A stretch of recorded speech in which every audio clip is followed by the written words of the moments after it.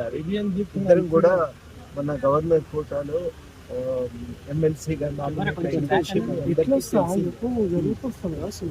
ఇంకా నామినేట్ అయిన తర్వాత గెజెట్ అది రావాలి కదా, దానికోసం వెయిట్ చేసాం. ఇవాళ గెజెట్ విడుదలైన తర్వాత ఇంకా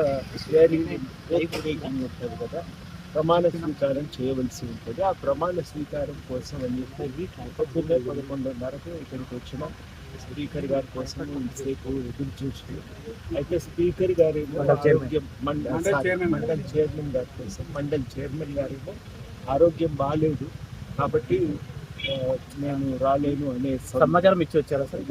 మేము ఇవ్వలే, అందుకనే రేపు ఉదయం 9:30కు వస్తామని తప్పనిసరిగా ఒక అవకాశం కల్పించండి, ఓటు ప్రమాణ స్వీకారం చేసేందుకు ఇప్పుడు మెసేజ్ పెట్టింది. ముందే మనం చెప్పటం మంచిదని బాధ్యతతో ముందే ఇన్ఫార్మ్ చేద్దామనే ఉద్దేశంతో ముందే రేపు ఉదయం టైం అయింది. ఆ విషయం మేము సమాచారం కూడా ఇప్పుడే అందజేసి సెక్రటరీ గారికి అందజేసి వస్తున్నాం. చైర్మన్ నుంచి ఏమైనా సానుకూల సార్, చైర్మన్ గారు ఇంకా ఏం సమాచారం రాలేదు.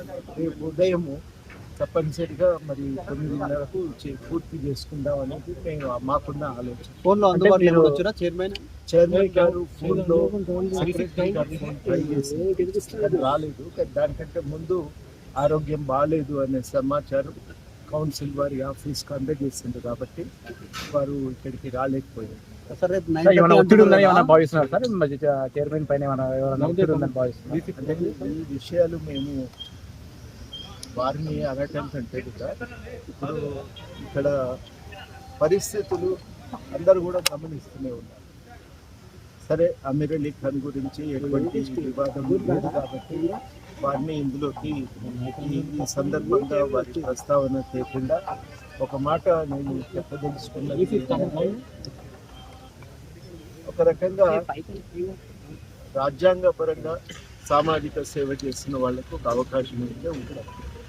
దాని ప్రకారము ఒక సుదీర్ఘ కాలం పాటు నేను తెలంగాణ ఉద్యోగమే కాదు అంతకుముందు కార్యక్రమాల్లో మొత్తం ప్రపంచానికి తెలుసు. ఈ నేపథ్యంలో దీన్ని పదే వివాదగ్రస్తం చేయటం అనేది మాత్రం సమంజసం కాదు. కోర్టులో కేసు కూడా ఉంది కదా సార్, అది విషయం లేదన్నా. ఆ విషయంలో కోర్టు ఏం స్టే ఇవ్వలేదు కాబట్టి గవర్నమెంట్ అధికారికంగా ప్రక్రియ అనేది వాళ్ళ మీద చెప్పేది ఒకటే, విషయాలు ప్రజల ముందున్నాయి, ప్రజలే ఆలోచించుకొని వారి విషయంపై రేపు 9:30 అన్నారు కదా, మరి ఆయనకు సమాచారం ఇంకా ఫోన్లో అందుబాటులోకి రాలేదంటారు. నేను ఇంకా వారి ఆరోగ్యం బాగాలేదని సమాచారం వచ్చేదాక మేము కొద్దిసేపు చూస్తున్నాం, మళ్ళీ ఏమన్నా అవకాశం ఉంటుందా అని. అయితే మాకు రారు అని తెలిసినాక ఇప్పుడు మేము ఖచ్చితంగా ఒక సమాచారం వారికి టెక్స్ట్ మెసేజ్ ద్వారా సెక్రటరీ గారికి అందజేస్తాం.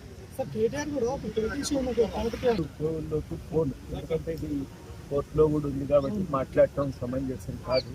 రాజ్యాంగం ఒకసారి జాగ్రత్తగా పరిశీలిస్తే ఏవి షరతులు ఏవి అనేది అందరం కూడా అర్థమవుతుంది. అట్లా అర్థమైతే ఈ వివాదానికి అవకాశం ఉంటుంది.